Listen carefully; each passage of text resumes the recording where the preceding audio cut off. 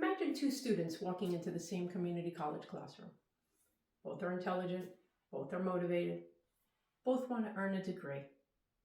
Yet, one graduates while the other quietly disappears before finishing. Why? For years, we've answered that question by looking almost exclusively at the student. We ask whether they were prepared enough, whether they studied enough, or whether they had the skills to succeed.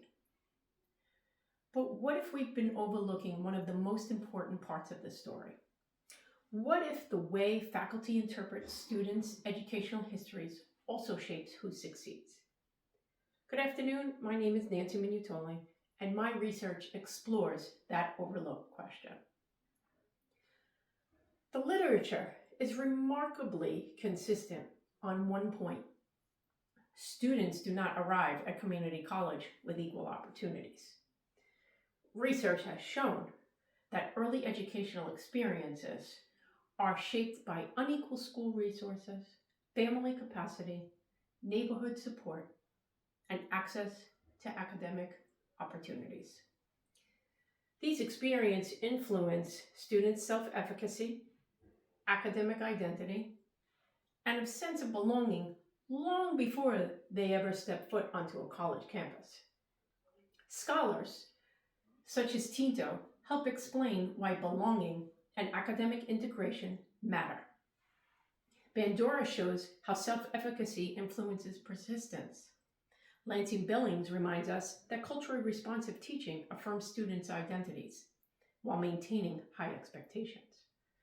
Kelchermans demonstrates that faculty beliefs, personal identity, and institutional context influence how instructors approach their work. Together, these frameworks provide a comprehensive understanding of why students experience college differently. Now, although the literature explains students' experiences extremely well, one important question still remains unanswered. Most studies focus on students. Far fewer focus on faculty. Specifically, we know very little about what instructors or how instructors interpret students who arrive after experiencing these educational inequities. Do faculty see these experiences as barriers that require additional support? Or do they unintentionally interpret them as evidence of lower ability? Those interpretations matter because faculty make hundreds of instructional decisions every semester. How they provide feedback, how they will respond to students who are struggling, how they build relationships, how they define student potential. Yet these interpretive processes remain largely absent from the research. This is the gap my study addresses. To address this gap, I propose a qualitative study using interviews with community college faculty. Rather than measuring student outcomes, this research asks instructors to describe how they understand students' educational histories, how those beliefs influence their teaching, and what institutional conditions support or limit equitable practice.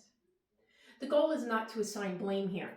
The goal is to better understand how faculty perspectives shape classroom experiences and identify ways institutions can better support instructors and students. Ultimately, this research has practical implications. If institutions better understand how faculty interpret students' educational histories, they can design stronger professional development, improve faculty support, and create learning environments that promote belonging and academic confidence. Most importantly, this work shifts the conversation away from asking whether students are prepared for college. Instead, it asks how college can become better prepared for the students they serve. That perspective aligns closely with this conference's commitment to advancing equity, student success, and evidence-informed practice. Thank you for your time and consideration. I look forward to the opportunity of sharing my research with you.